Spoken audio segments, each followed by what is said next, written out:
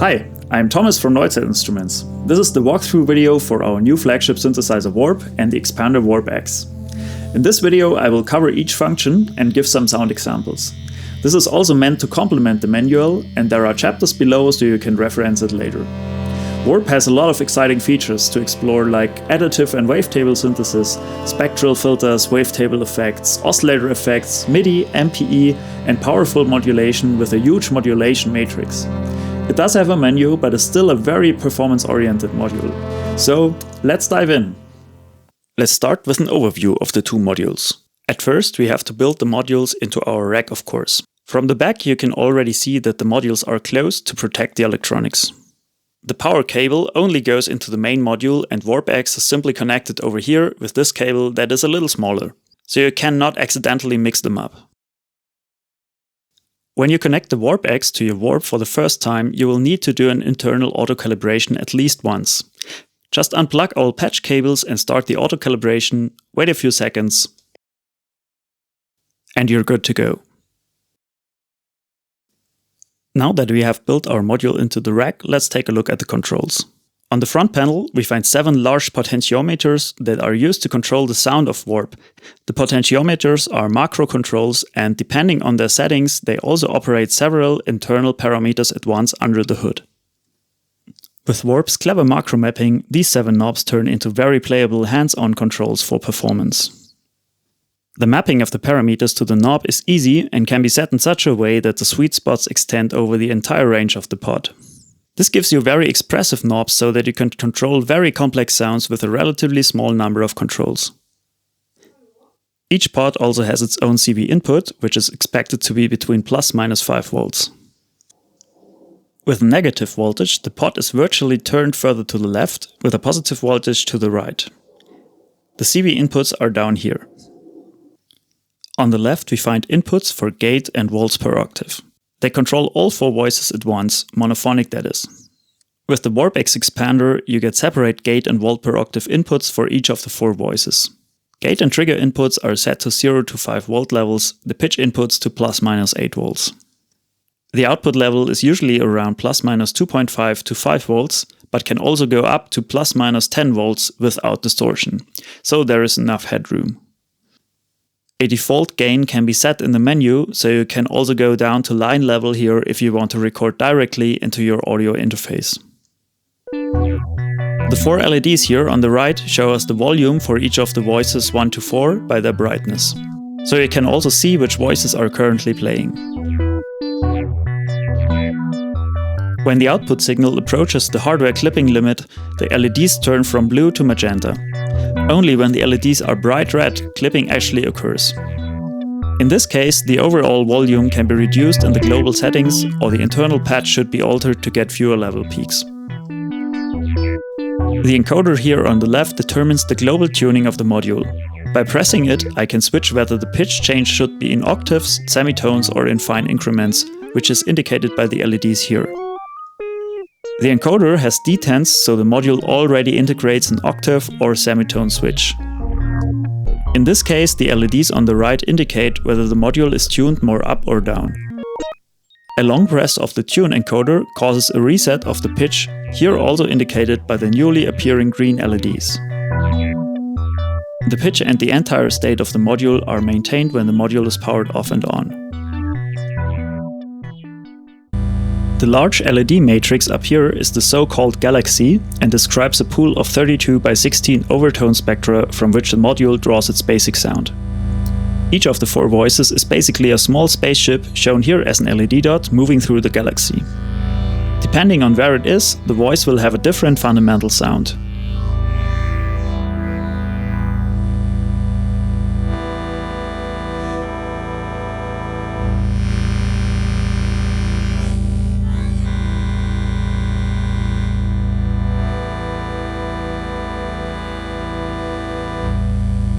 More about this later in the video.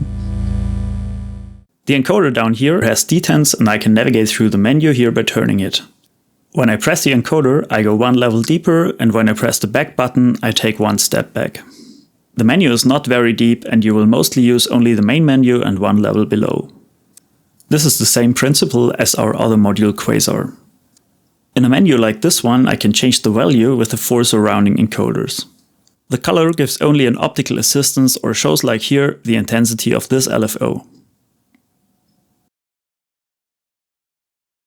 The operation of Warp is meant so that you can either do a sound design session and shape a sound in the menus with attention to detail, or that you are more in a performance session, just use the presets, forget about the menu and operate Warp via pods and CV like any other module. Next, I would like to give an overview of the audio engine. I will mainly refer to the quick start guide that also comes with each module in printed form, but is also available for download on our website.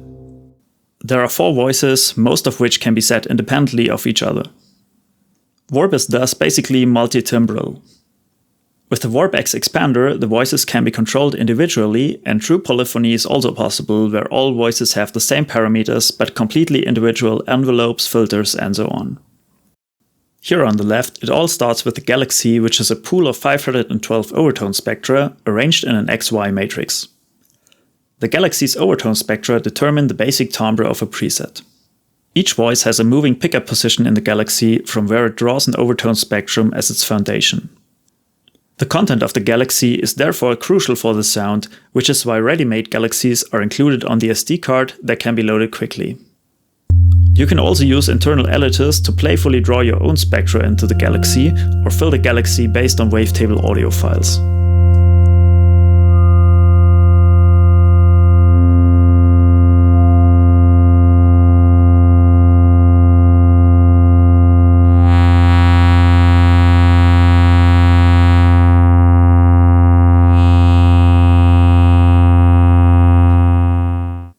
After a voice picks an overtone spectrum from the Galaxy, the spectrum is modified by a complex spectral filter. This happens in the so-called Spec section. The filter curve can be anything between simple or complex, and by parameters like filter zoom, filter depth, or the transition to an overtone generator, you can significantly modify the previously picked up spectrum.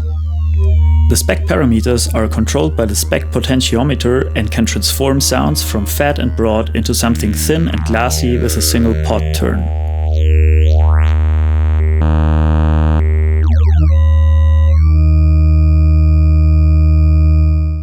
In the next step, the overtone spectrum is converted into a one-cycle waveform, also called Wavetable. Basically, the overtone spectrum is an instruction of how to build a wavetable from 128 sine waves with different frequencies. Everything until here can be considered the additive synthesis part of the module, and what follows now is a wavetable synthesizer. The beauty of this engine is that the wavetables are calculated in real time. Since we have the X and Y dimension and the spectral filter, there are many degrees of freedom to get wavetables dynamically on the fly. The next section is called Warp. It contains 4 different wavetable effects, whose purpose is to distort the wavetable in different ways. The effects are a bend effect, which compresses the waveform to one side, a wave folder, an analog drive emulation, and a bit reduction effect. They all have different characters and can impact the timbre in soft or very drastic ways. The effect strength can be flexibly mapped to the warp potentiometer. It is possible to set it up so that the knob morphs from one set of effects to another along its entire range.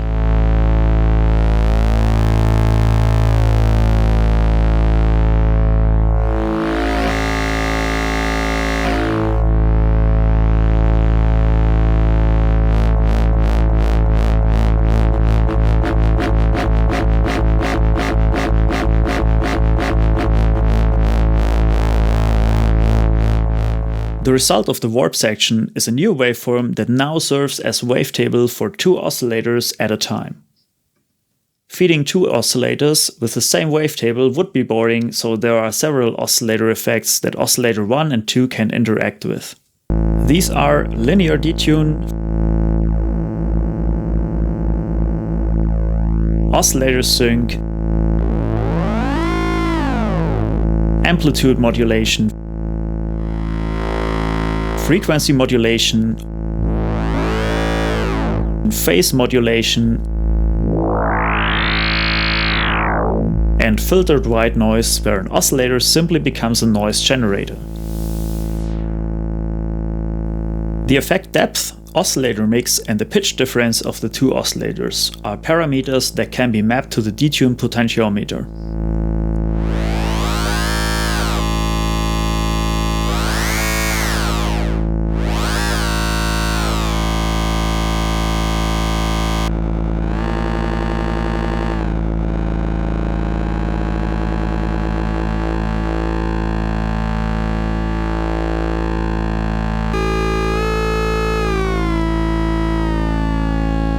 Following the oscillators are a high-pass and a low-pass filter with variable cutoff frequency, resonance, and slope. The filter frequency in turn can be routed to the warp potentiometer. This makes sense as we can create overtones with the warp effects by distortion, but then compensate for them by filtering.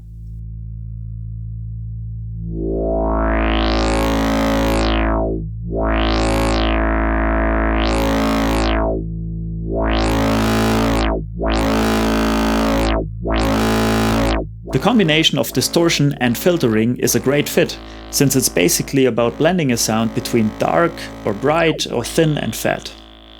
Finally, the signal behind the filters reaches the outputs via a small mixer and panning section. Parallel to the signal chain just described, there are several internal modulation sources consisting of 2 ADSR envelopes and 2 LFOs.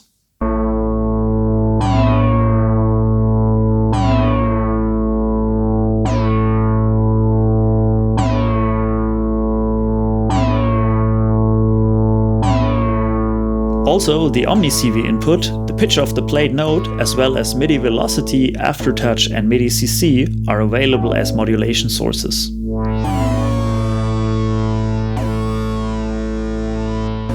The routing of the 8 sources to up to 19 internal parameters is done in a modulation matrix. In fact, each of the 4 voices has its own modulation matrix, so the voices can behave independently.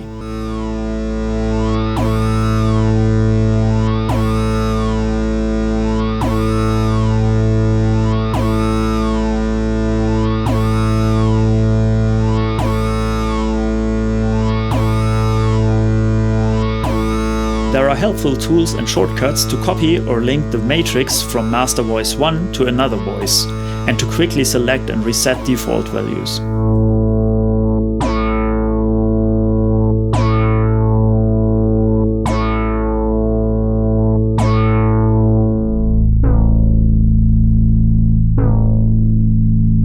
Last but not least, everything can be saved as a preset. You can give your presets custom names, rename them, or delete them. And thanks to the microSD card attached to the front, you can easily exchange files with your computer.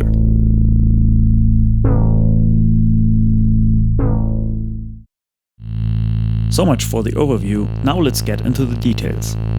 I start at the front of the signal chain with the Galaxy, which is also definitely the most novel thing about this module, and which might be an entirely new concept. There are also 3 editors on board for the Galaxy, which will certainly take some time to really master, but which also end up being a very powerful sound design tool. However, you can also use ready-made Galaxies from existing presets without using the editors. For the following sound examples, I will choose a preset from the init folder, namely the first one called OSC-FX Detune. There is not much going on in this preset. I will turn the amount, spec, and detune potentiometers all the way to the left, so that modulation, spectral filter, and oscillator effects are all turned off. And the warp potentiometer acts only as a moderate high-pass, low-pass filter. The sound is now pretty much what we get from the Galaxy without any subsequent effects. A good start to take a closer look at how the Galaxy works. As mentioned before, the Galaxy consists of harmonic spectra arranged in a 32x16 matrix. By using the 2 potentiometers pos X and Y, I can now explore the Galaxy and hear how the sound changes depending on where the pickup position is. In this init preset, the timbres we get are rather simple. In the bottom left corner we have a sine wave, on the top left it sounds like a triangle, on the top right we get a square wave, and at the bottom right it seems to be a sawtooth. Warp uses interpolation between the spectra so that the transitions are always smooth. The position can be changed not only by the pods, but also externally by the CV inputs, by internal modulation or Midi parameters like velocity, aftertouch or CC.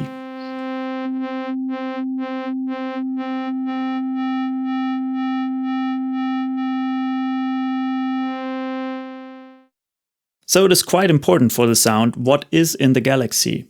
When we go from the main menu to the Galaxy menu, we have several options here to change the Galaxy's content. I select Load Galaxy, and now we see a small browser with all the Galaxy files that are on the included SD card. I can now scroll through the list with the para encoder. As you can see, the LED of the upper left encoder is lit, which tells us that this encoder has a function. If we press it, we can preview the Galaxy here to get an idea of what sounds are behind it. Pressing it again stops the playback. If we turn the encoder, we can change the volume to preview. What we hear is every timbre that is in the Galaxy, as if we were going through the Galaxy line by line from bottom left to top right. I just load this Galaxy here by pushing the para encoder. Now let's explore it with the XY potentiometers.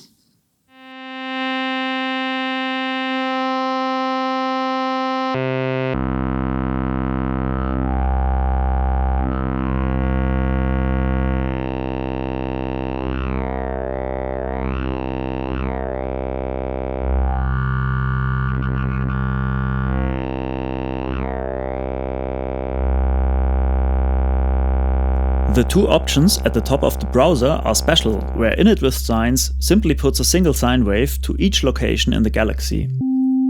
It's a good starting point if you want to use the editors to manually fill the matrix afterwards and simply start with something like a white canvas. The second item, init with basic shapes, creates a Galaxy with a basic waveform in each of the four corners: sine, sawtooth, square and triangle. Simple waveforms like these can make sense if you are building a sound based primarily on the wavetable distortion effects and the oscillator effects. There is also the possibility to load another Galaxy from a preset. Each preset has its own Galaxy copy integrated in the preset file.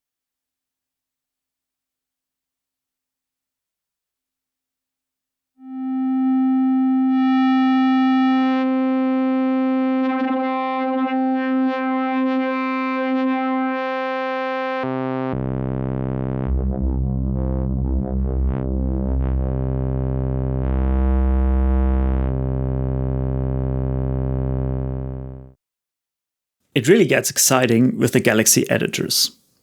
Let's start with the first one, Pick XY, which is probably the most rudimentary access to Galaxy. In the first step, I am asked to select an existing spectrum from Galaxy as a starting point. I use the two upper encoders to determine a position. Also, what can be heard now is the raw, unprocessed sound as it is at this point in the Galaxy. Any downstream stations such as Spec filter, warp section and oscillator effects are bypassed now. The window here shows us the waveform that results from the overtone spectrum under the pickup position. And yes, the Galaxy actually consists of overtone spectra, but here in the display we see the resulting waveform, since a waveform is also somewhat more intuitive for the synthesizer-trained eye. I want to start off with the spectrum from this location here and press the para encoder, which brings us to the next view. Here we are asked for a drop-off position. I will come back to this in a moment, but for now I will just turn the para encoder to the right and go one page further. Now we are in the actual editor, where we see in the lower section the overtone spectrum, which leads to the wavetable shown above. With the lower two encoders, I can select which harmonics I want to edit. With the upper right encoder, I can now raise or lower the level of the harmonics within the selected range.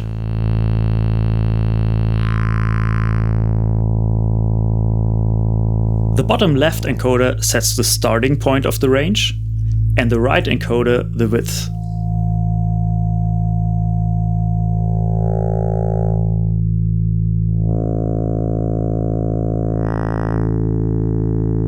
When I turn the para knob further to the right, there are more selectors that make musical sense. For example, this one picks only even-numbered harmonics.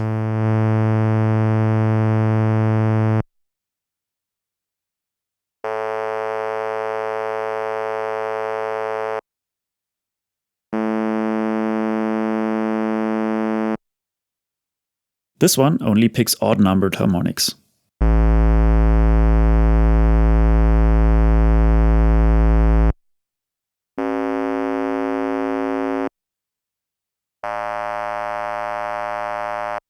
With the octave selector, all the octaves of the most left frequency are picked. If F1 is the first one, then the others are F2, F4, F8, F16 and so on. For F3, it's F3, F6, F12, F24 and so on.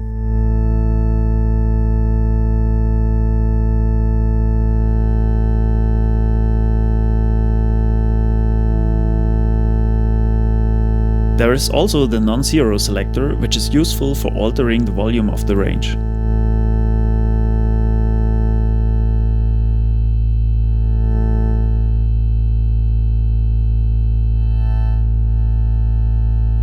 I will just reset this for now with the all selector.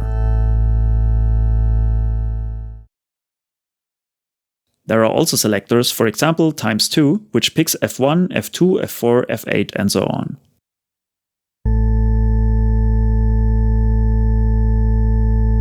It shifts the pattern as it is to the right when using another fundamental.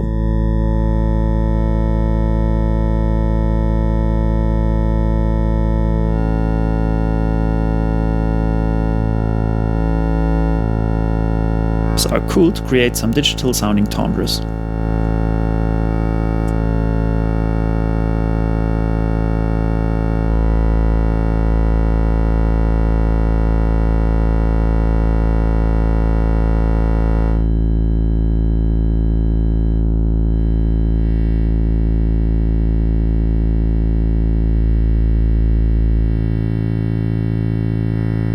There's also a prime number selector.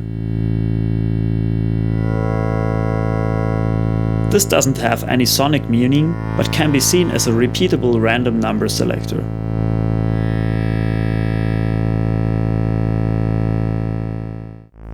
On the top left, there are also three kinds of shapes you can choose from.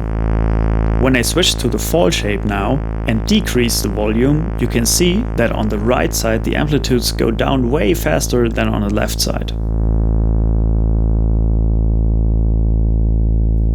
Notice how the sound turns into a low-pass filter sawtooth, and you can also see at the waveform how the edges become rounder.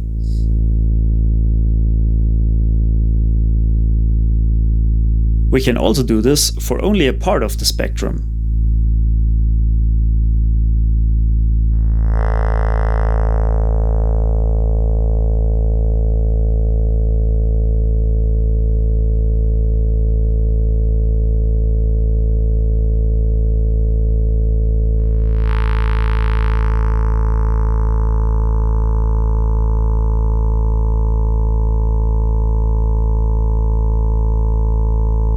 With the rise shape, it behaves similarly, only that here the left side is affected more strongly.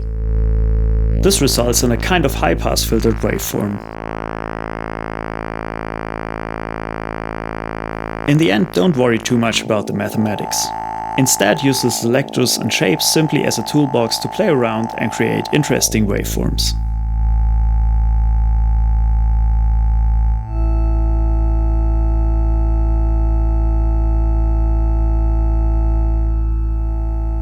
Now if I turn the para encoder all the way back to the left, I return to the page for dropping off the new spectrum somewhere in the galaxy.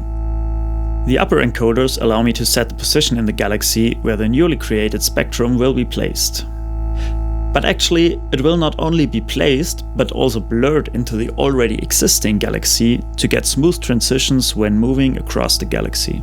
Therefore, the lower encoders set the width in X and Y direction, which determines how far the newly created spectrum extends into the existing galaxy content.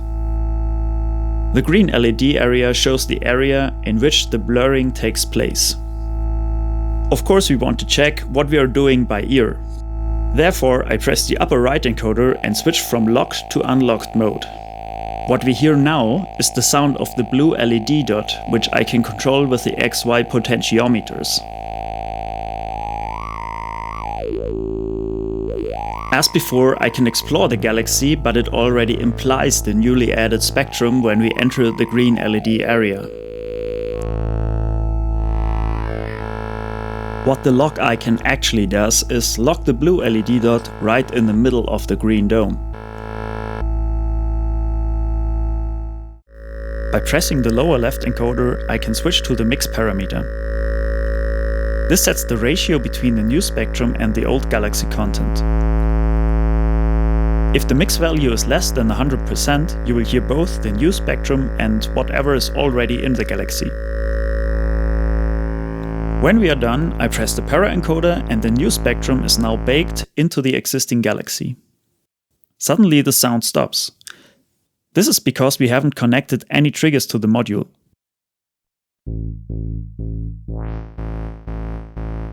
Now that we have left the editor, all of the sound processing, such as filters, wave shapers, multiple voices, etc., are back at work.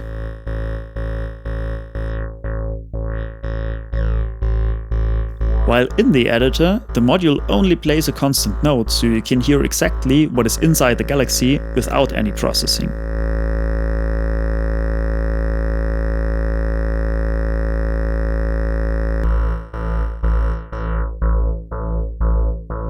There are a couple of very interesting relationships to know between spectrum and resulting waveform.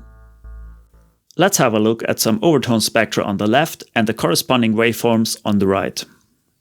A single line in the spectrum always corresponds to a single sine wave. F1 stands for the fundamental frequency, which means that exactly one cycle of a sine wave fits into the wavetable. The waveform corresponding to F2 is a sine wave with twice the frequency, and therefore 2 cycles fit in the wavetable. F3 fits 3 times, F4 fits 4 times, and so on. As we pull up more and more harmonics, the resulting waveform begins to look more and more like a sawtooth. If we pull up all the harmonics, F1 through F128, the sawtooth is well approximated and also has kind of sharp edges at the beginning and at the end. In Warp, a sawtooth is the waveform that fills the frequency domain to the maximum, and therefore carries the most signal energy. Applying harmonics of varying amplitude results in unpredictable and exciting new waveforms. While an overtone spectrum with sparse lines may sound thin and clear, the more harmonics you engage, the richer the sound becomes. Useful to know, if you just pull up the odd harmonics, we get a square wave. Now let's have a look at the second editor. It is called Additive Snippet. Here we get our first spectrum by picking a small snippet from an audio file on the SD card. So when I go into the editor, I see a list of files on the SD card that lie in the audio folder. I can again preview the files with the upper left encoder.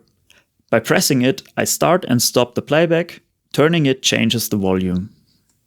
The use of all international communication means is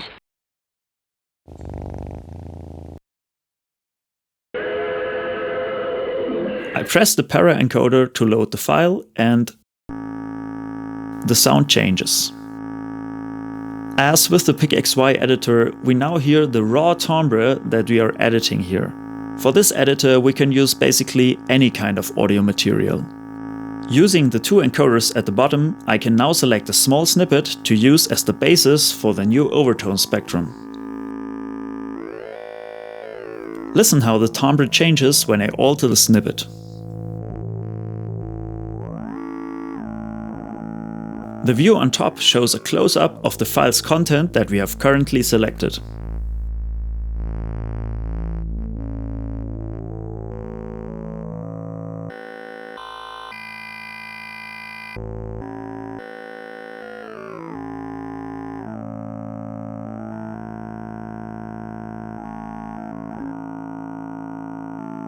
Once I am happy with the snippet, I push the para encoder to pick the snippet, and it takes me again to our already well-known overtone editor from before in the PicXY function. Here we now see the spectrum on the bottom side that was extracted from the snippet and the resulting waveform. You may notice that here on the right end of the spectrum we have a lot of overtones. I just go back by pushing the back button, which also makes the module forget about the changes I just made. So this, again, is the original snippet I selected, and when you look closely you can see that the beginning and the end of the snippet have different amplitude values. So as this snippet is basically treated as a waveform, Warp's oscillator repeats this over and over again. This causes some jumps every time a new cycle begins, and these jumps result in a lot of high overtones. So in order to avoid these jumps, there is the snap option here on the top right. When I enable snap mode and then move the starting point of the snippet, the starting point will lock only to locations where the audio file has a so-called zero crossing of that baseline. It also snaps in when changing the length of the snippet.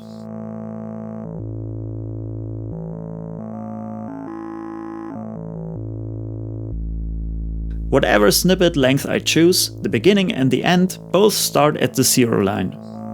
Now, when we draw the snippet repeatedly, one after another, this results in a way more consistent waveform without any jumps. Just one more side note here. When I now move the starting position again, the length stays the same amount of samples. So the end of the waveform might end up not at a 0 crossing. I now have to alter the length again in order to snap in. And also, there is no need to always avoid jumps. Sometimes you may want them. It just depends on what kind of sound you're going for. So when I select this snippet now by pushing the paraencoder, with this sample length and both ends locked on a 0 crossing, we end up with way less overtones on the right side. Anyways, there are still a little bit of overtones left over, and you might also have noticed that the resulting waveform is a little different from the snippet we picked. This is due to the fact that Warp takes the snippet and then tries to approximate that by only using 128 sine waves. To exactly reproduce that snippet, we would probably need more sine waves, and we would need to be able to change their phase independently. Anyways, Warp's algorithm uses 128 sine waves with phase 0, so we are not always able to exactly reproduce the snippet, but sound-wise it usually gets very close. Having 128 sine waves is a convenient number when editing the spectrum. And using only sine waves with phase 0 always produces waveforms without jumps at their start and end, which contributes a lot to Warp's round sound. As with the PickXY editor before, I can choose the drop location and size, check the timbre transitions by disabling lock mode, and finally drop the newly created timbre onto the galaxy.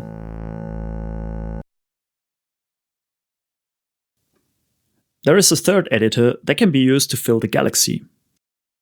This editor is called Place Wavetable and is intended to generate content for the galaxy from Wavetable audio files. This involves analyzing an audio file and Warp placing a whole bunch of overtone spectra in the galaxy. It is a super fast way to fill the galaxy with interesting spectra in a few simple steps. Basically, the whole thing works with all kinds of audio files, but Wavetable files are particularly well suited. A wavetable file is an audio file that contains a series of waveforms. Usually, wavetable synths are fed with such files, but in terms of file format, they are just normal audio files. The file name usually indicates how many samples the waveform has, usually a power of 2, like 256, 512, 1024, 2048 samples. We now go to the editor where we can navigate through the browser. There are samples here from the factory, but also from Japanese artists Kimura Taro and Anatol Locker, both of whom have contributed valuable content here. You can also put your own wavetable audio files on the SD card from your computer. I see here already in the file name the hint that the wavetables have a length of 1024 samples. Like in the other editors too, we can pre-listen to the audio file by using the top left encoder.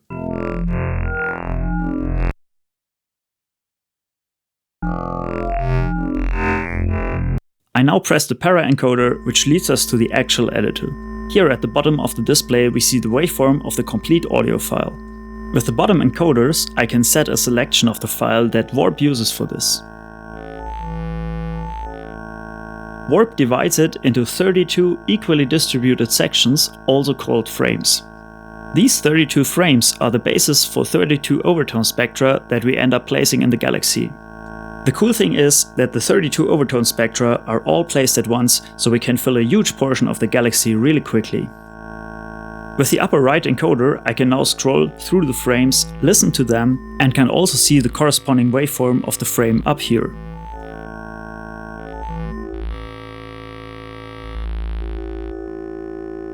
I am now changing start and end of the file section and also check by ear how the frames sound.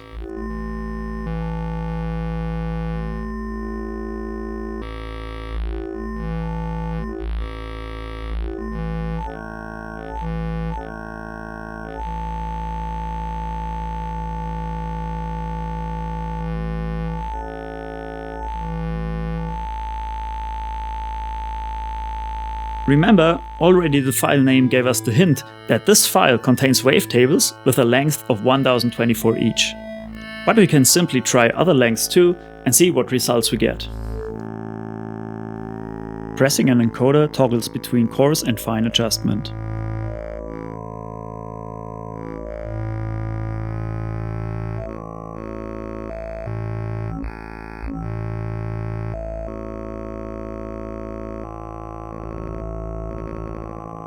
I can also see that if I go smaller than 1024 samples, that here the waveforms vary greatly from frame to frame, and accordingly the progression from left to right sounds unsteady.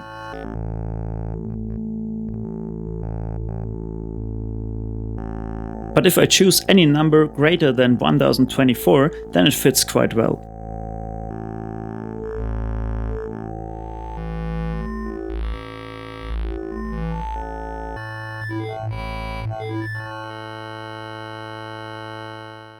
The LED matrix shows us, as in the other editors, the drop area of the 32 overtone spectra. They are arranged in a line from left to right, and the green LEDs show us where in the galaxy they are about to be placed. The white-blue dot corresponds to the frame that we have selected for viewing here, and it changes its position when we preview another frame. Also here we have the lock symbol. So when I push this encoder, we unlock our preview position, and now the blue dot is the location in the galaxy that we are listening to. I can now move it with the POS-X and POS-Y potentiometers and listen to different locations in the galaxy.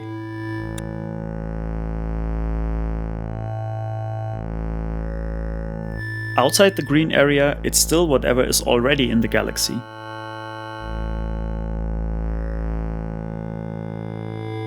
With the two lower encoders, I can set the Y position and the width of the green area.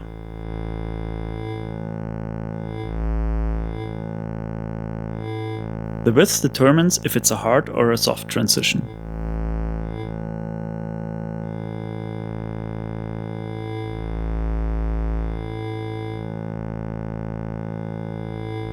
The white LED dot corresponds to the location of the wavetable frame that we also see on the display. With the upper left encoder, I can also set the mixing ratio between old and new, as I did with the other two editors.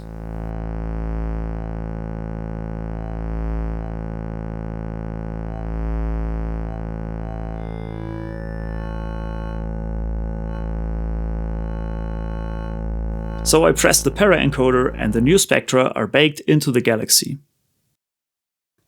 Now that we have left the editor, we need a trigger to get some sound. Warp will restart the rest of the audio engine, which means that all the filters, effects, modulation, etc. are back in action. However, you can now hear the new spectra we just placed in the galaxy. Always keep in mind that due to all the signal processing that happens after the galaxy, the sound you get may be different from what you hear in the editor, where you hear the galaxy's content only without any further processing. We can also save the newly created galaxy so that we can easily find it again as a building block for new presets. To do this, I go to Galaxy, Save Galaxy, and can now either choose an existing file name or create a new one.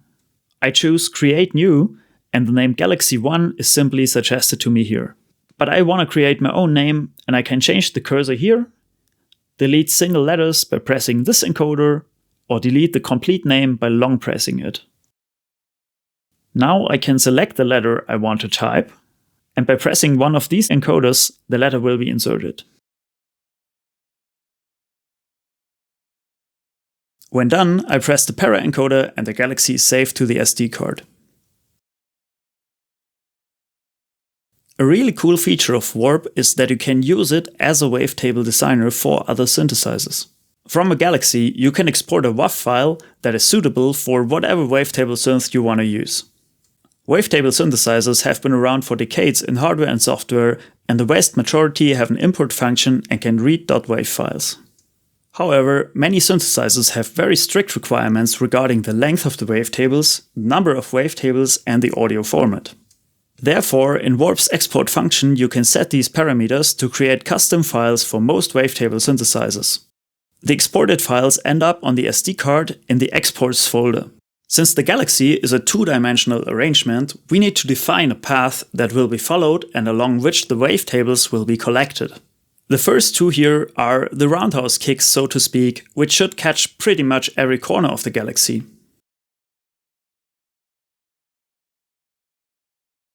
The others export one row of the galaxy at a time.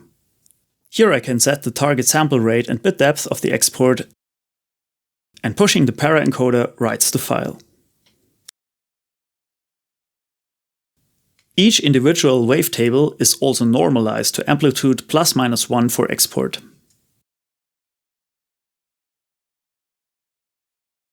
In the next section, called Spec, we now have the option of applying a complex filter to the obtained overtone spectrum. This gives another way to fluidly deform and liven up the contents of the galaxy. Our galaxy contains the standard waveforms, and in the lower right is a sawtooth where all harmonics are set to 100%. That means there is a lot of harmonic content that we can filter away so we can clearly hear what the spectral filter does. When I enter the Spec section, it shows the filter curve in the middle of the screen. With the encoder in the upper left, I can select from a variety of filter shapes. This is equivalent to an equalizer curve, where the x-axis is the frequency, and the higher the curve, the more harmonics of that frequency are allowed to pass through. They are all designed in a way so that frequencies are only removed, not amplified. On the left, I use the depth parameter to set how much the filter actually cuts. As the depth value gets larger, also the filter cuts out more. Here on the bottom right, I can now set the macro mapping how much the spec potentiometer affects the depth parameter. As I turn the spec potentiometer, you can see how the depth changes with the potentiometer. As we currently have a high filter depth, it is noticeable that the signal has become somewhat quieter overall, since we are cutting away frequency parts. I can compensate for this by specifying up here that as the depth increases, the gain is also increased a little bit.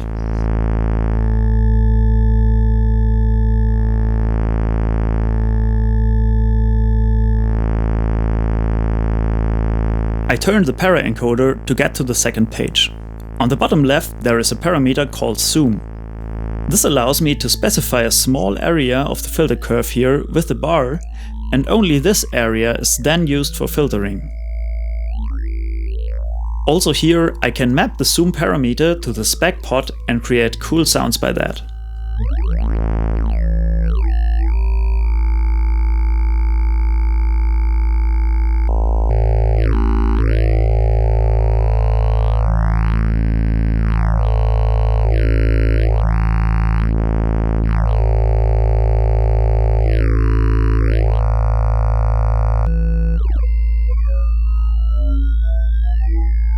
At the moment, we are feeding a lot of harmonics into the filter, as on the bottom right of the galaxy, the overtone spectrum has all lines at 100%.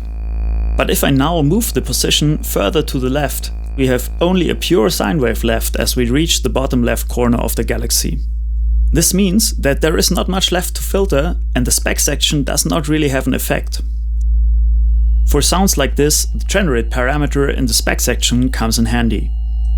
This allows us to artificially feed harmonics into the input of the filter, even though they are not present in the galaxy. This would be the same as if we feed a sawtooth into the filter. If generate is set to 100%, then galaxy doesn't matter at all because we are feeding 100% artificially generated harmonics into the filter.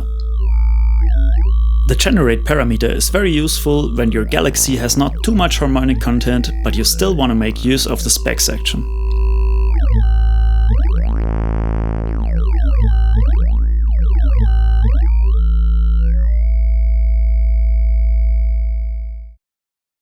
Next we will cover the warp section, which gives the module its name.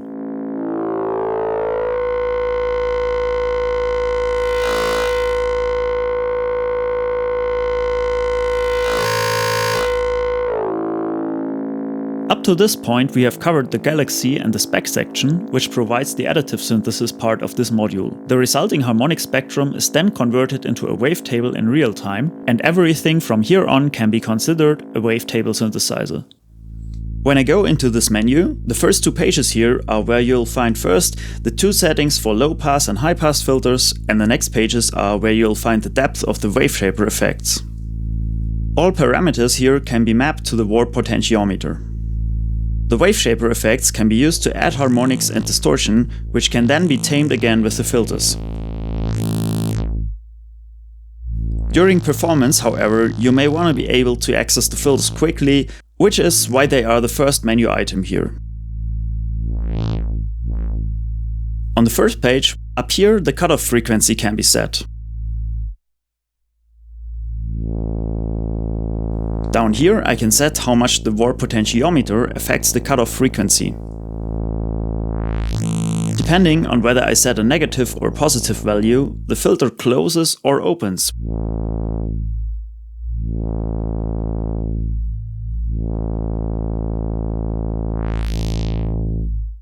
Over here we can set the resonance, and down here the filter slope.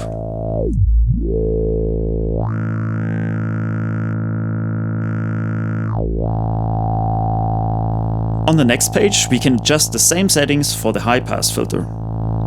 Again, we can route the cutoff frequency to the warp potentiometer as we wish.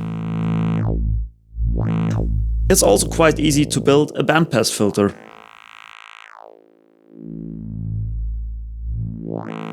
Or a filter that opens from a bandpass to both sides when turning the pot.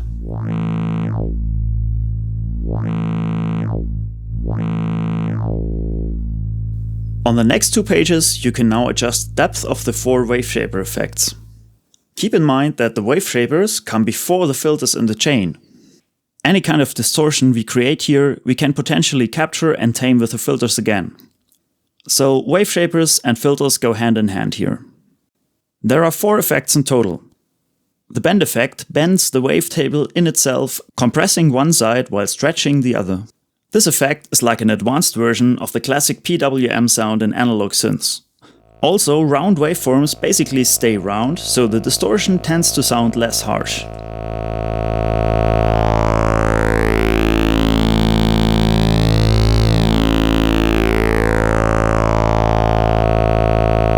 The fold effect folds the waveform at a certain threshold in the other direction and creates new edges. Multiple folding is also possible, so the distortion is very drastic and can completely change the original waveform.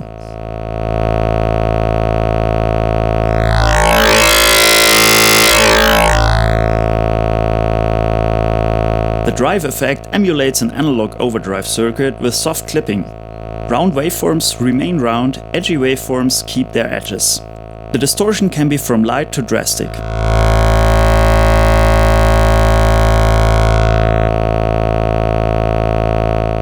The redux effect emulates digital bit reduction, but the effect depth is continuously variable. Since hard edges are introduced here, this type of distortion tends to sound rather drastic and can also completely destroy the original waveform.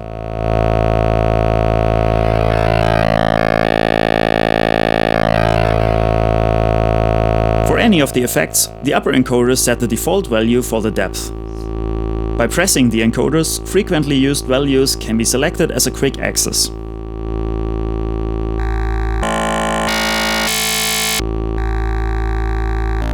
The lower encoders set the mapping from the warp potentiometer to the effect depth.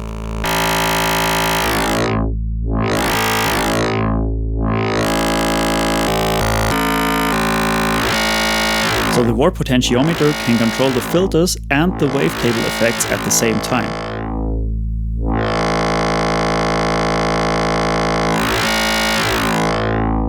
It is also possible for the upper knobs to have negative default values. However, as you can see, when I set a negative default value, the white bar does not extend to the left side of the fader. This means that for any negative value, the effect is simply off and only begins to take effect when the value becomes positive.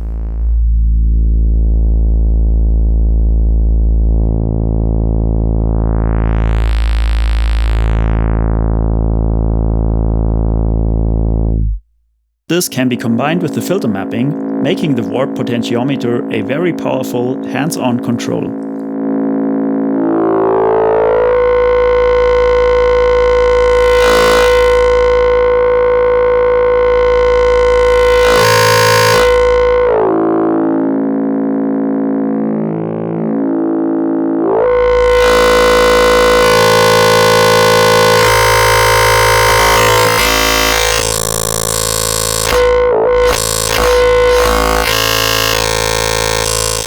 It's worth noting that it is quite easy to completely destroy the original waveform of the Galaxy and Spec filter.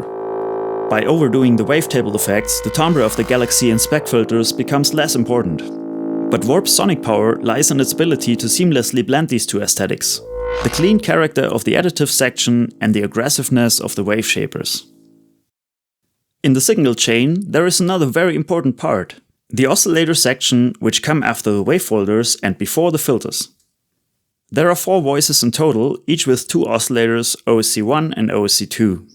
These are wavetable oscillators that work with the respective waveform that we got from the wave shaper, which in turn gets its input from the additive section, namely the Spec filter and the Galaxy.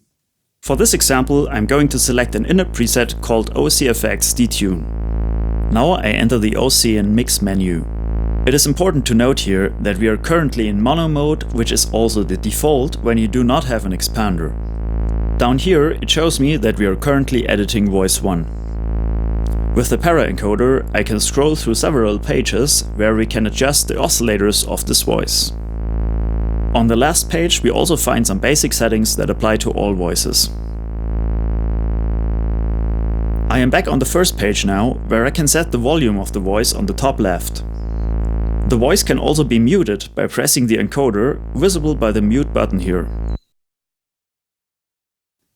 I can also set the tuning of the whole voice with the encoder in the upper right corner.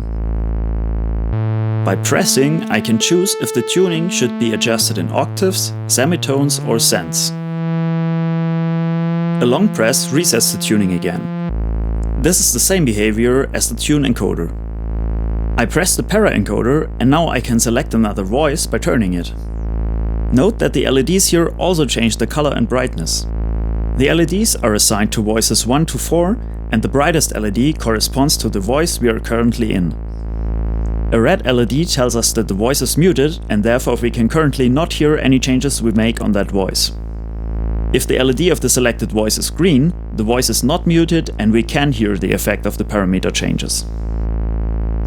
I now select voice 2, which is muted, and I unmute it by pressing the top left encoder. I press the para encoder again, and now it lets me scroll through the individual pages just like before. But this time we see the parameters of voice 2. So currently we hear voice 1 and 2 at the same time, as they are both unmuted. If I now change the tuning of voice 2, we hear how an interval results.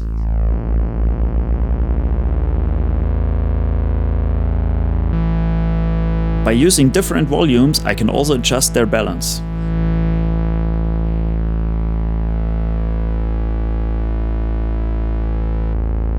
Both voices currently get their timbre from the same point in the Galaxy. With the 2 lower encoders, I can now enter an offset per voice, which we can also see above by a new dot appearing in the LED matrix.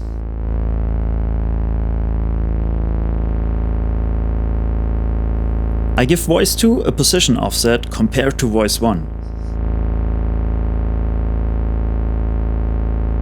When I move pos X and pos Y, both voices go along, but they have a different timbre according to their position in the galaxy.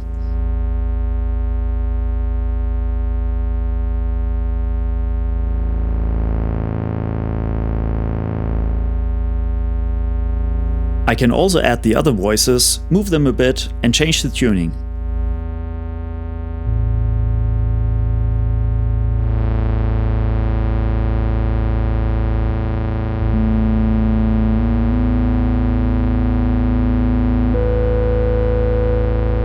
I have now built a 4-voice chord.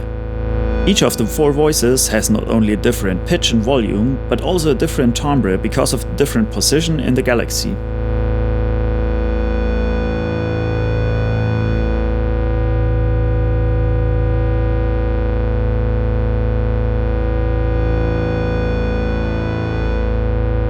For the sake of simplicity, I mute voices 2, 3 and 4 again, so now we hear only voice 1. On the next page, I can now make further settings. As mentioned before, each voice has 2 oscillators. On the upper left we can adjust the balance, and on the upper right the tuning of oscillator 2 in relation to oscillator 1.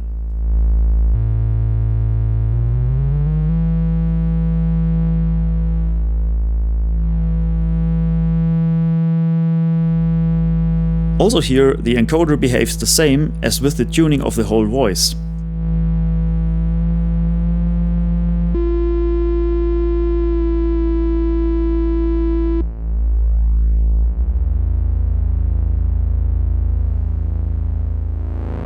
With the lower encoders, we can set how much the detune potentiometer affects the 2 upper parameters in both directions.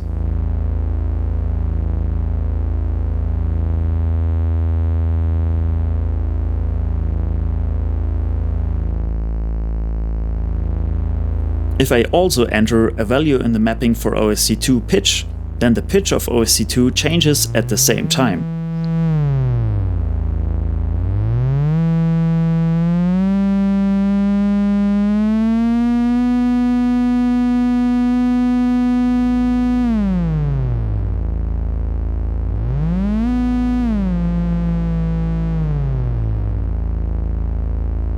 For now, I will reset the pitch of oscillator 2 and the oscillator mix, so that we hear both oscillator 1 and 2 now.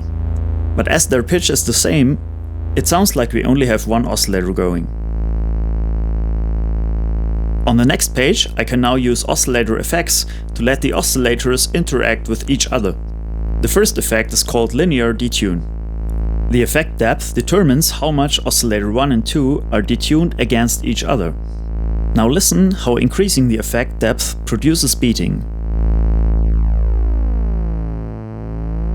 The beats here have an audible modulation frequency. The special feature of linear detune is that even when changing the pitch of the voice, the beat frequency remains the same.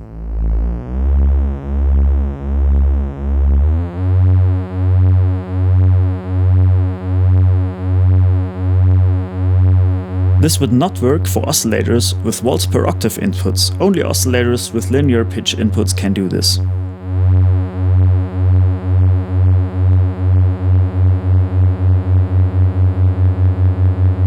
Oscillator 1 is tuned a little bit upwards and oscillator 2 downwards by the same number of hertz.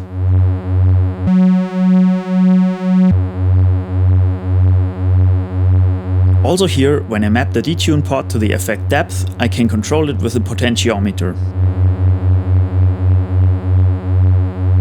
At this point, I'd like to mention a little extra feature. On page 4, there is an option OSC Auto Reset Phase. That function was turned on, so I deactivate it now to show its effect. If I now change the detuning with the detune pot and go back again, we can hear how it always sounds a little different in the 0 position.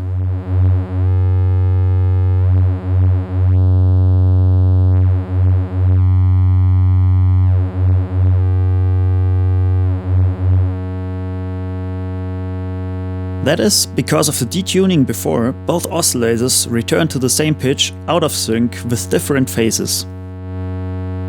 I now activate the auto reset function and do the same thing a few times again. You can hear that now we reliably get the same sound when detuning is turned off again.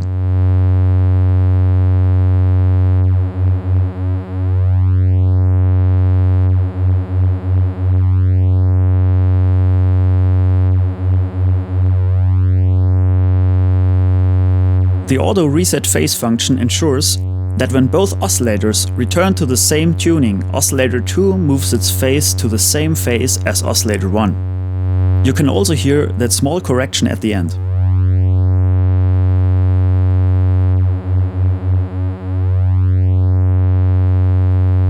This function plays a role in practice only if there is a condition at all where both oscillators have the same tuning. With the upper left encoder, I select the next effect, Oscillator Sync.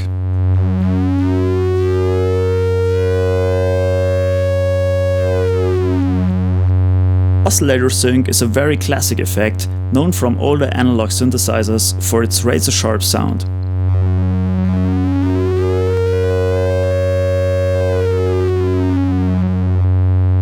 However, Warp has a special feature.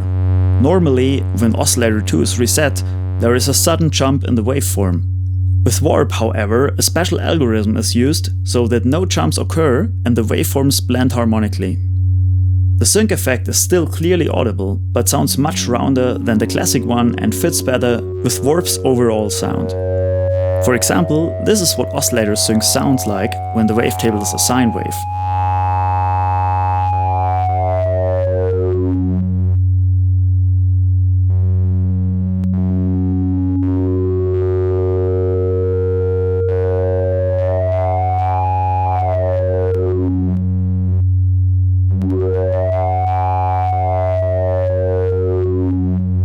The next effect is amplitude modulation, also known as AM or ring modulation. The effect parameter determines the modulation strength. The effect is also more audible when oscillator 2 is significantly detuned compared to oscillator 1.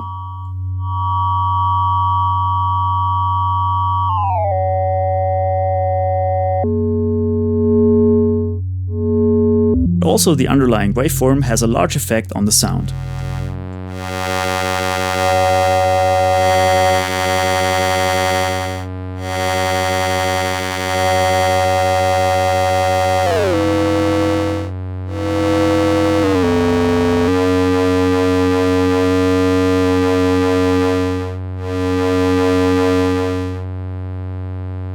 The next effect is oscillator FM.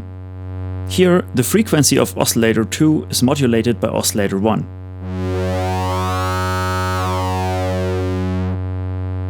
The FM sound is also strongly dependent on oscillator 2's pitch and the underlying wavetable.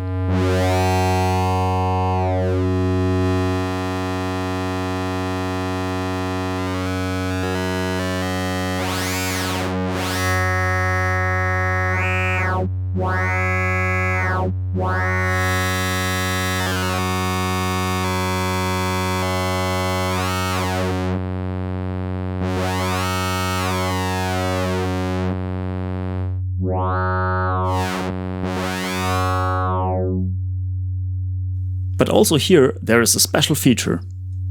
Oscillator 2 is not directly multiplied by the waveform of oscillator 1. Instead, it is pretended that oscillator 1 has a pure sine waveform, which is used as the modulation source for oscillator 2. By using a sine wave to modulate oscillator 2's complex wavetable, we get a sound that can be well dosed in its aggressiveness. The next effect is phase modulation, or PM for short.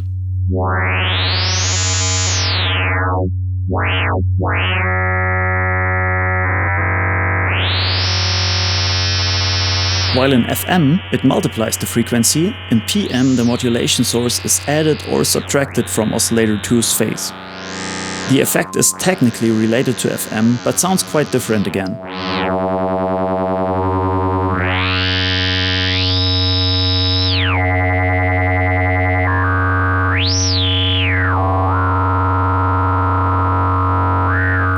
Here again, Warp has a special trick up its sleeve. If we were to use the actual wavetables for oscillator 1 and 2, it would result in relatively chaotic noise.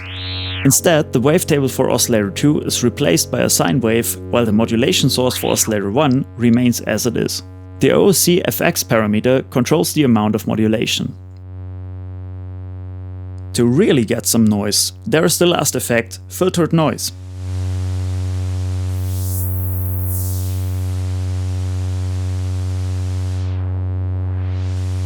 Here, oscillator 2 becomes the noise generator and the OOC FX parameter acts as the filter frequency. In the center position, all frequencies pass through and oscillator 2 corresponds to white noise. Oscillator 1 has no influence here. So much for the oscillator effects. So let's see what else is there. At the bottom left of the menu, we find the panning of the voice, which determines the balance between out 1 and 2. It depends on the application whether out 1 and 2 are interpreted as a stereo pair or simply as two possible signal outputs. For example, you could route voice 1 to the left, which means to out 1, and voice 2 to the right, which is out 2. Panning, like pretty much all parameters, is also available in the modulation matrix and can be modulated by any source such as LFOs or external CV. The glide parameter emulates the analog glide circuit of, for example, classic Moog synthesizers.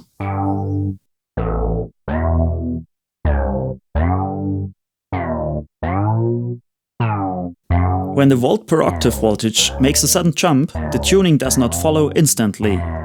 Instead, it slowly glides towards its target, and the glide parameter determines how long this takes. The glide only affects external pitch input such as volt per octave and Midi notes.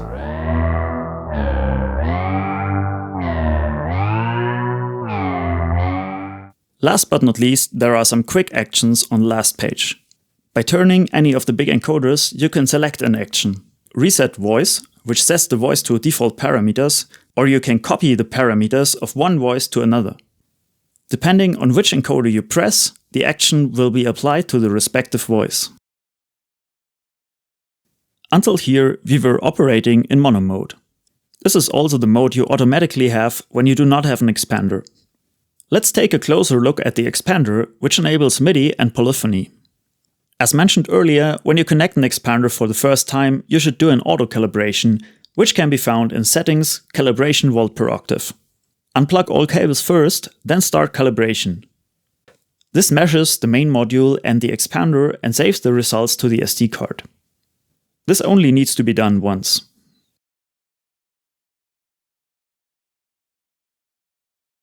When we look at the expander, up here we have separate gate and volts per octave inputs for each voice. I plug in a trigger here and a pitch voltage here, and I can now control voice 1 separately. In this example, each voice has a different pickup position in the galaxy, so we can see one blue dot for each voice. The one that lights up is that of voice 1, which the signals go into. For demonstration, I plug another trigger and pitch signal into the main module's inputs, and we can see that all 4 voices are affected at once.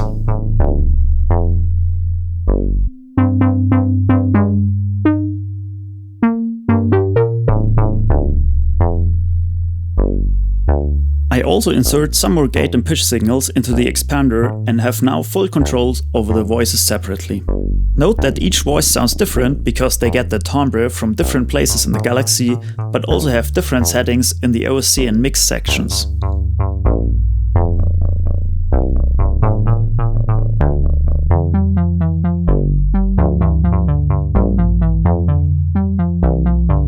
We are still in mono mode, but the trigger and volt per octave inputs of the expander always allow separate access to each voice at any time.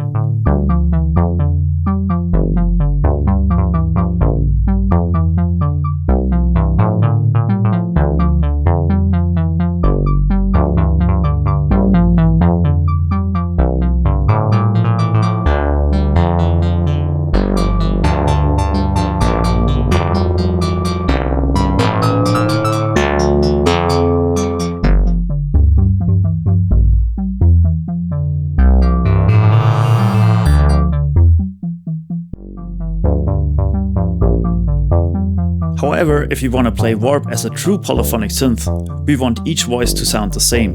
So I activate poly mode by pressing the button on the expander, which now turns blue. In the OC and Mix menu, this changes a few things. First of all, I can no longer select the different voices. Instead, all 4 voices now behave exactly like voice 1. Only when I return to mono mode, I can edit the voices separately.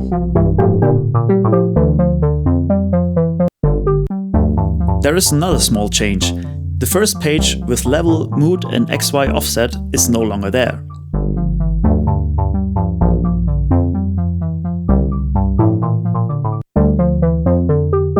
Actually, we don't need these parameters anymore, because all voices are always unmuted, should have the same volume level, and do not differ in their XY positions up here. As I said, with polyphony, we want all voices to be the same.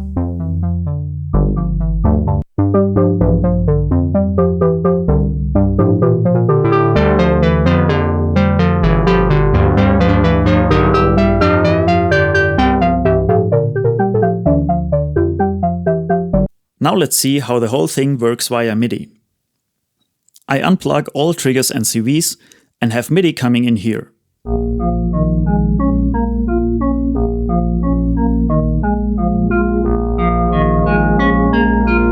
We can see which voices are playing by the blue volume LEDs here. The voice allocation is done by Warp internally, and it always takes the next free voice when a new note is being played.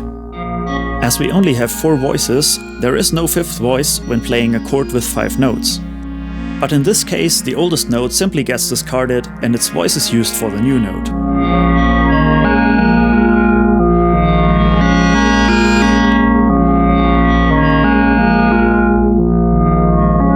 There is also a Midi configuration menu. Here I can set the Midi channel the module listens to, and you also have to make sure that your Midi transmitting device sends on the same channel. WarpEx also has Midi through, so that the signal can be forwarded to the next device without any delay.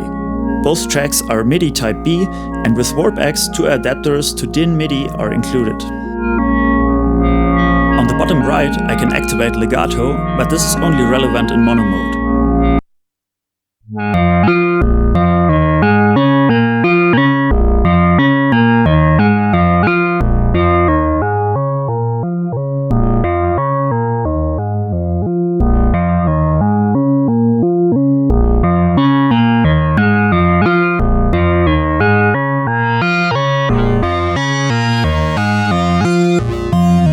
If a new note is played while another one is still held, only the pitch is changed, but the envelopes are not re-triggered.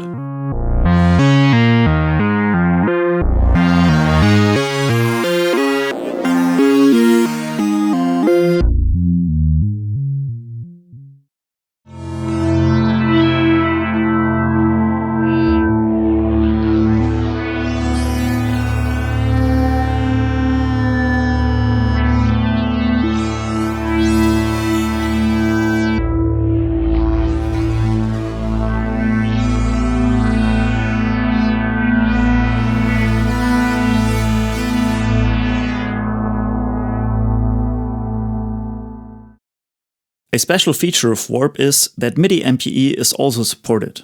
We activate MPE mode by pressing the button again, which now lights up purple. With MPE, Midi pitch bend, aftertouch, and the touch position of a key are transmitted and can be processed per note. You also need a special keyboard like this one that also supports this additional kind of Midi data. In return, MPE adds a lot of expressiveness to the synth. For example, when I press a key on my keyboard, I can change the pitch of this key by touching it more on the left or more on the right.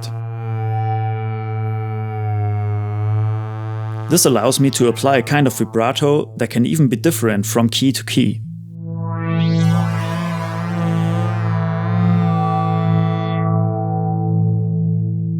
The keyboard also transmits the touch position, whether I touch the key more on the bottom or more on the top. It also measures the pressure I apply to the key while I still hold it down, which is called aftertouch.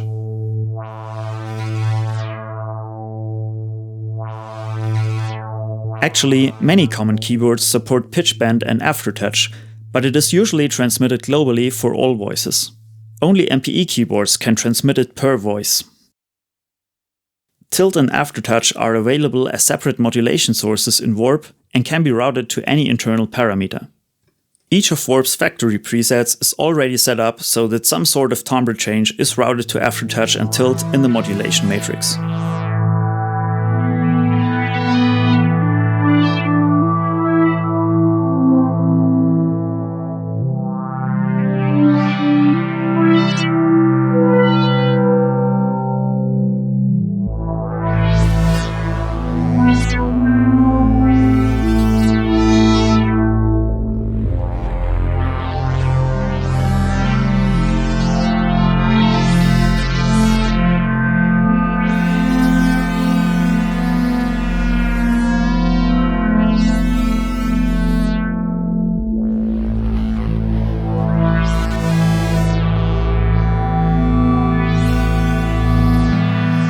In this example, I'm using the Mighty Lead factory preset.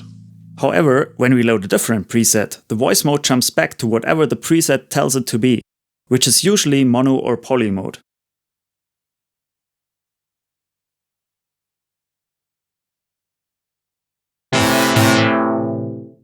But you can suppress this by going to Settings, Global, and setting the WarpEx default to MPE.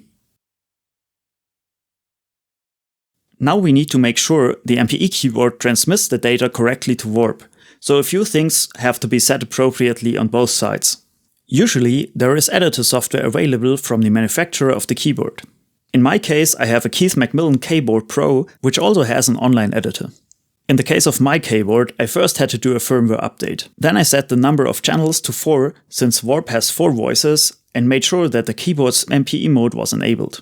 We also use the so-called lower zone over the whole keyword range, which means by MPE standard definition that the keyboard will use MIDI channel 1 as the master channel and MIDI channels 2, 3, 4, and 5 as channels for the voices.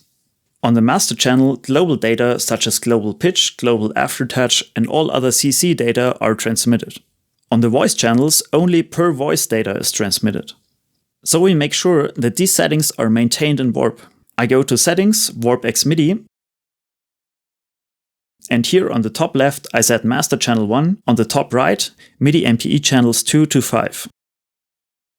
If we wanted to use the upper zone of the MPE keyboard, this would be Master Channel 16 and MPE channels 12 to 15. I now check the voice settings by pressing a few keys, and I see that all 4 voices are turned on.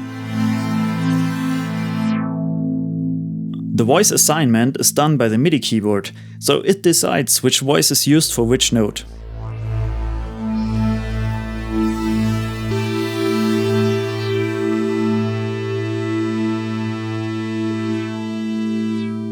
So, as said before, MPE also transmits the position of where you hit a key. This has a variety of names like tilt, mod, or slide, but basically it just uses a MIDI CC to transmit the data. Usual values are CC number 1, number 74, or 0. In the keyboard's editor it says 74, so on the next page in Warp's menu I also set it to 74 by turning this encoder or pressing it a few times. So we need to make sure that the MIDI CC channel of the tilt value matches what the keyboard is sending. By the way, if you're not an MPE user, you can use this MIDI CC as a freely assignable modulation source in Warp, and for example use the mod wheel of your regular MIDI keyboard as a modulation source. Let's review the checklist for setting up your MPE keyboard real quick. First, activate MPE mode in Warp and on the keyboard. The MIDI master channel is usually channel 1 for the lower zone and channel 16 for the upper zone. MPE channels are usually channel 2 to 5 for the lower zone and channel 12 to 15 for the upper zone. Make sure the keyboard is set to use exactly 4 voices. The tilt CC channel must be the same as in Warp. With rubber keyboards like this one, pitch bend, aftertouch and tilt are sometimes a bit difficult to control. So in the WarpEx Midi menu on page 2, we can set a slew rate for all three, which applies internal smoothing to the incoming values, making them a bit slower and easier to play. This smoothing also applies to Midi in regular poly mode, not just in MPE mode.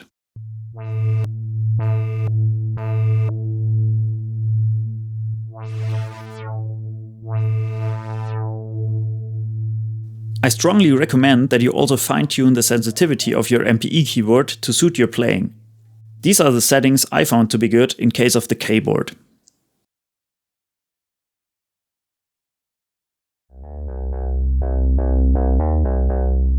Now that we have discussed the audio engine and voice allocation, the last important part of Warp is still missing: modulation. In the modulation menu, we can scroll through several pages, and at the bottom we can always see what we are working on. There are 2 ADSRs and 2 LFOs, as well as some external and MIDI related modulation sources. At the end of the menu, we can do extensive mapping in a modulation matrix. Here we can route the internal envelope to LFO 1 and 2, the Omni-CV input, the pitch of the played note, MIDI velocity, tilt CC and aftertouch to many internal destinations in the audio chain.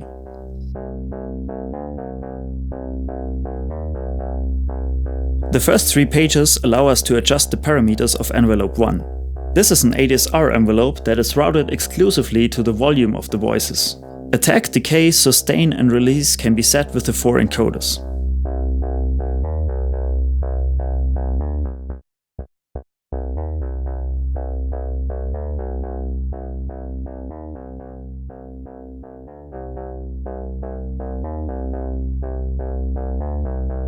Like the other potentiometers, amount and speed control multiple parameters at once under the hood. Envelope 2 can be routed to various destinations and is almost identical to envelope 1 in terms of parameters. I set the default values for the envelope so that it sounds very much like a pad, with long decay and release. Then turn the speed potentiometer all the way to the right and set the mapping amount here for the other desired extreme, in my case a short plucky envelope.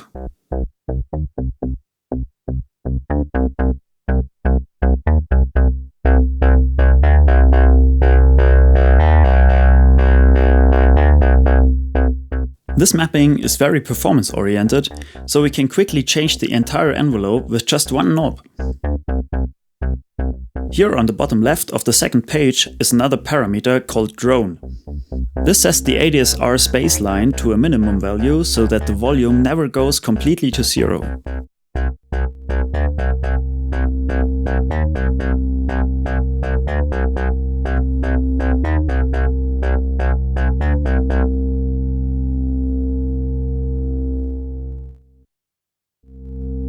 So the drone parameter lets me use the synth like an oscillator. If an oscillator is my default application, there is also a switch in settings global that I can activate so that when I load a preset, the drone parameter is set to a certain default value. But be aware that when you load a preset with oscillator mode enabled and save it again, it will also save the drone value.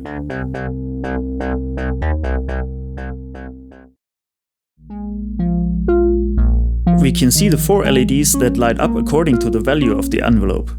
There is also 1 LED per voice. We're getting polyphonic notes via Midi right now, and you can see how the voices light up differently. When I switch to mono mode, all 4 voices do the same thing, which is why the LEDs light up synchronously.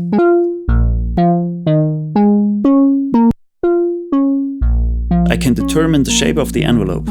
Here I can go from parabolic to linear to inverse parabolic.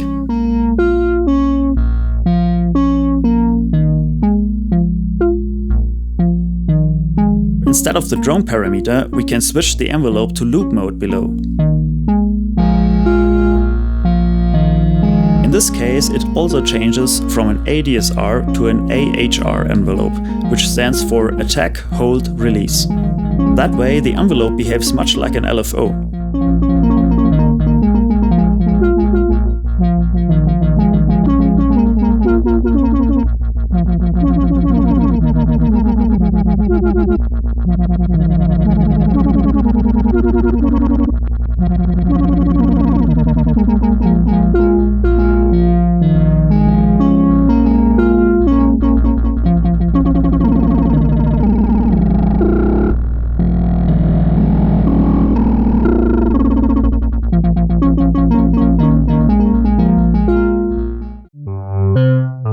One page further, I can now adjust LFO1. At the top left is the frequency, which can be set between 0.02 and 60 Hz.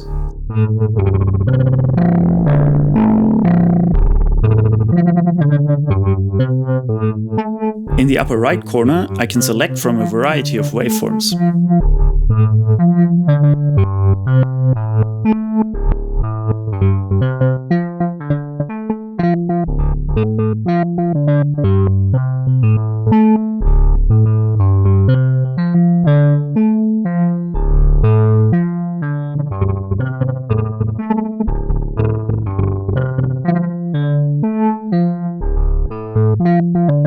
At the bottom right, we can select how a trigger will affect the LFO.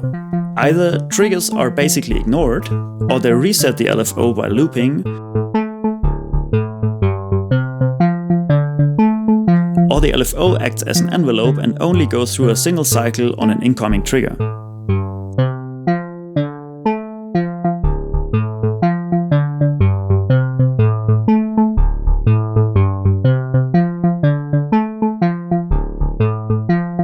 The LEDs also show the value of the LFO for each voice.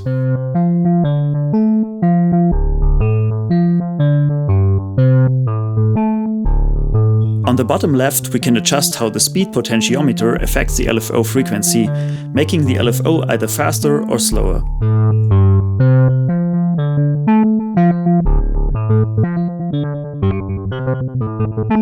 The next page does the same for LFO2.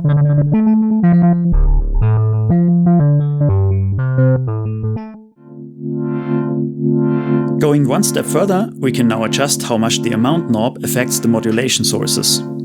We can set this for each of the 8 modulation sources, namely Envelope 2, LFO1, LFO2, the Omni CV input, and on the next page, the node key, Midi velocity, aftertouch, and tilt CC. A mapping of 100% means that the amount knob can turn the modulation source all the way down. A mapping of only 20% means that the amount knob only turns it down by 20%. In this example, LFO1 and 2 are routed to the x and y coordinates. When I turn the amount knob all the way to the left, LFO2 is fully turned down, but LFO1 still modulates the x coordinate.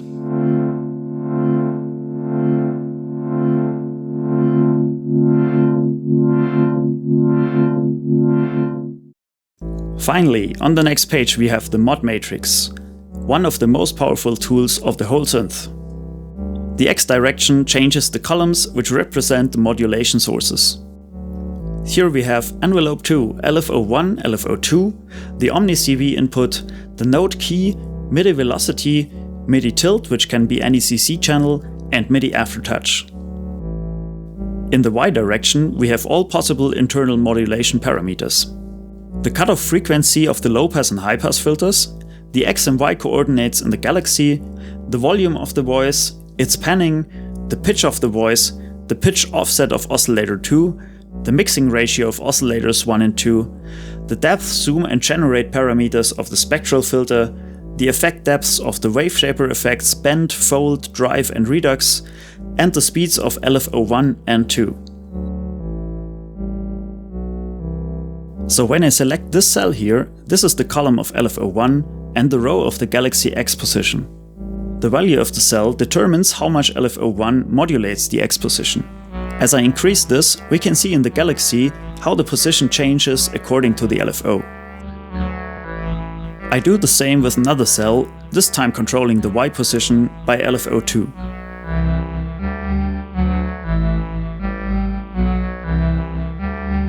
The LEDs below also indicate the value of the currently selected modulation source, in this case it's LFO2, or if I move the cell, the value of LFO1. If the right LED is on, the LFO has a positive value, if the left LED is on, it's a negative value. If I move to the Envelope 2 column, we can see that only the right LED is lit. This is because the envelope generates only a positive voltage internally. Moving to the right, I have now selected the Omni CV input as the modulation source. Now I plug in an external CV and the LEDs show me what is coming in at the CV input.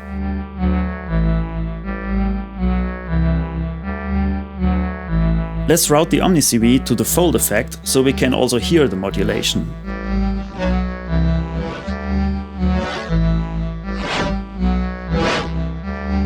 If I now go into the wavefolder menu, then I can also see how the bar changes here inside the slider. The OmniCV input is internally processed as a 48 kHz audio input, so I can also connect a VCO here and create wonderful audio rate modulation with quite a few kHz modulation frequency.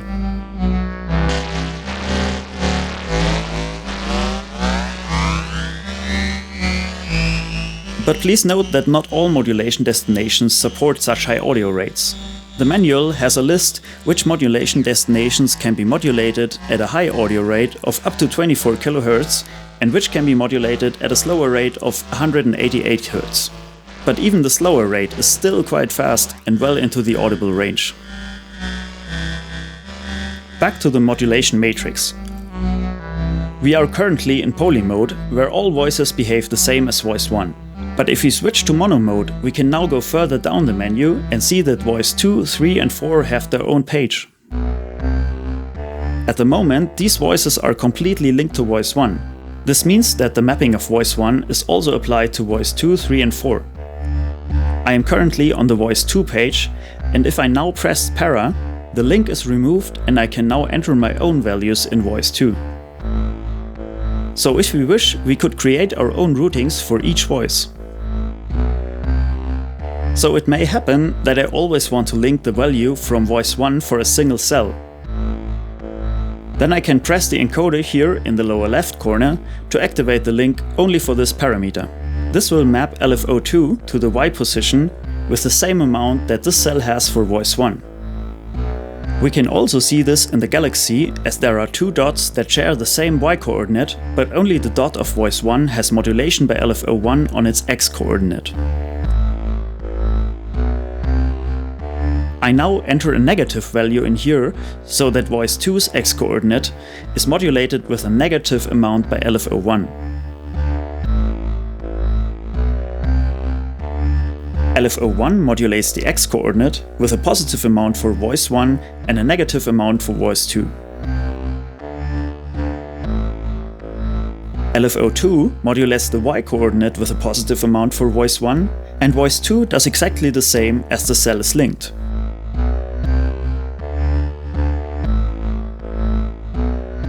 By pressing the upper left encoder, I can now open an overlay in which I can also fill the matrix faster via shortcuts. The first option simply copies all the values from voice 1. The second option copies the values, but also sets them to link if they are not 0. It is also nice if you basically want to copy voice 1, but only want to have a few values to be different in voice 2. The third option simply sets all values in the matrix to 0. What follows below is the preset browser. Here it allows you to copy the modulation matrix of the respective voice from another preset. This is useful if you want to create multiple variations of a particular preset. For example, if I now press para, the modulation matrix of voice 2 will be taken from this preset.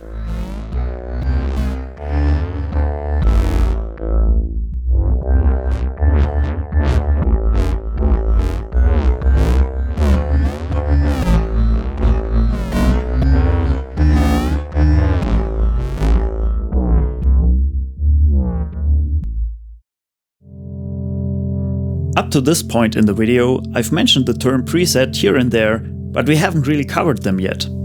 As you may have guessed, presets allow you to save all of your current settings as a file on your SD card, so that you can quickly recall them later.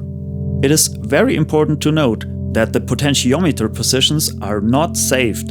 This has the nice advantage that the physical position of the knobs always represent the position that Warp uses internally.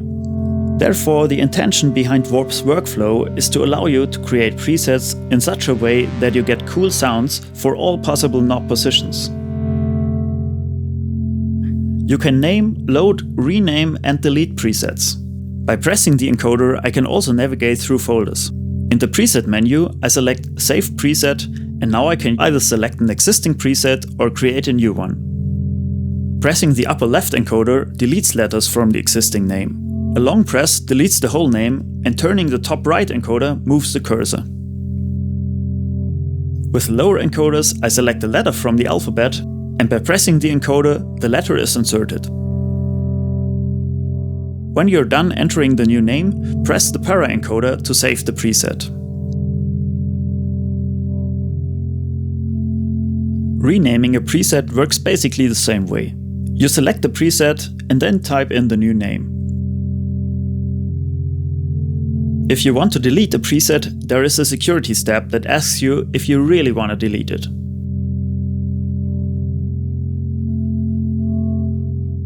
There are a few settings that we haven't covered yet. I will start with Settings Global. So at the top we have the oscillator mode. I explained it earlier in connection with Envelope 1. It helps you to use Warp more as an oscillator than a full synth voice. On the bottom right, we can specify if there is a default mode for using the expander, which will be set when loading a new preset. This can be mono, poly, MPE, or whatever is stored in the preset. Without an expander, Warp always works in mono mode. In the lower left corner, we can set a global gain at the output in a range of ±12 dB. Depending on what device Warp is feeding its output into, a slightly different level may be required. With the para encoder, I can also scroll one page further. In the upper left corner, I can now select whether the volt per octave inputs should be quantized in semitones. If my control voltage generator doesn't necessarily output exact CVs and I want to avoid false notes, I can achieve this with this setting.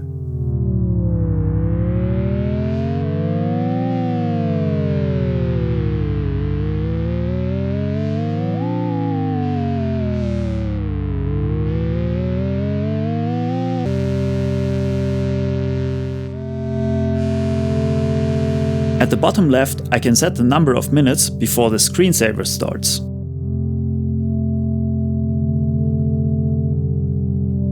To end the screensaver, just press the back button. There is also a menu to adjust the LED brightness, no matter which encoder you use.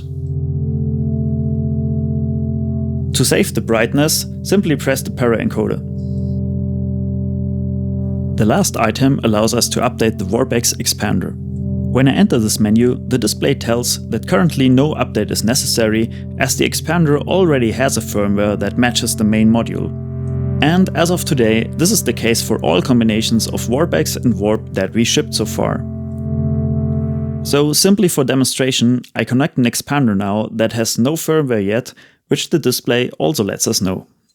Now I press the para encoder and the update runs.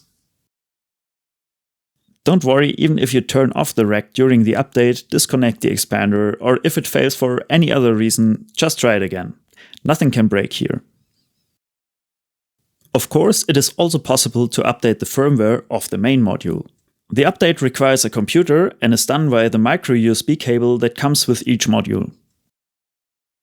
The latest firmware is always available for download from our website, along with a small computer program you will need to update called the Teensy Loader. It's just a small program that requires no installation and is the official way to update Warp's integrated CPU. It is available for Windows, Mac and Linux. To connect Warp to your computer, first turn off your rack and remove Warp from its case, leaving the power cord connected. The micro USB connector is accessible from the side.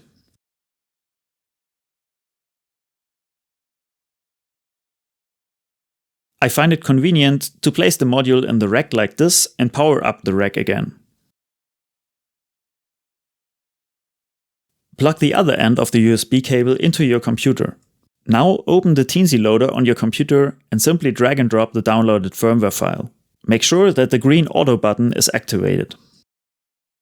Now take the micro SD card adapter that ships with every Warp module, remove the module from the rails, insert the adapter like this, and use it to push a small button that sits on the CPU board. Once the button is pushed, the new firmware will be uploaded, which only takes a few seconds. The button is actually quite easy to find, but alternatively you could also remove these 4 screws here so that the back of the module is open and push the button by hand. The important thing is to use something non-conductive, like a piece of plastic or a wooden toothpick. When finished, the new firmware number should be displayed on Warp's loading screen. Turn off the rack, remove the USB cable and place Warp back in the rack. It is also possible that Warp will not make any sound immediately after the firmware update until it is turned off and on again. If anything goes wrong during the firmware update, like the computer shuts down or something, don't worry, you can repeat the update until it succeeds.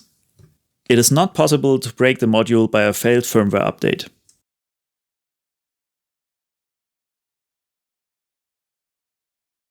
Alright, if you made it this far, thank you very much for watching and happy patching with your Warp!